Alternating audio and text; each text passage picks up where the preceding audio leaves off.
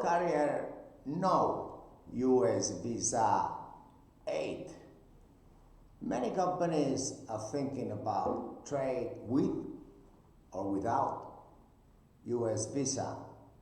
Cause we have Venezuela and Cuba, total 5,000 officers. Yes, strategically, both countries are very well situated, and why not? If the trade of the bulk carriers is within Caribbean, Atlantic, Pacific, and not forget, we have 50% commerce between Europe and America, so there is a natural path via Panama also. Therefore, no US visa, nationalities, it could be Cuba and Venezuela with English.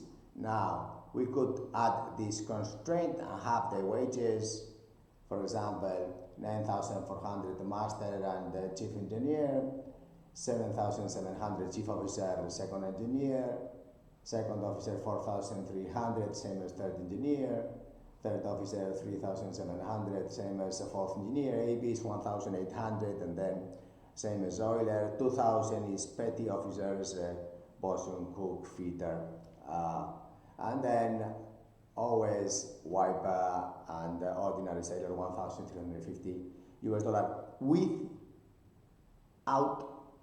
US visa and with English. So we could select out of those officers. Please forget about European flags for these bulk carriers. Yes, most of them don't accept either Panama or even Peru and Venezuela, whilst if we add altogether the supply of Latino officers is 40K. We can also mix bulk carrier officers with the Spanish, very few, but put some cadets and then guarantee this English, no US visa.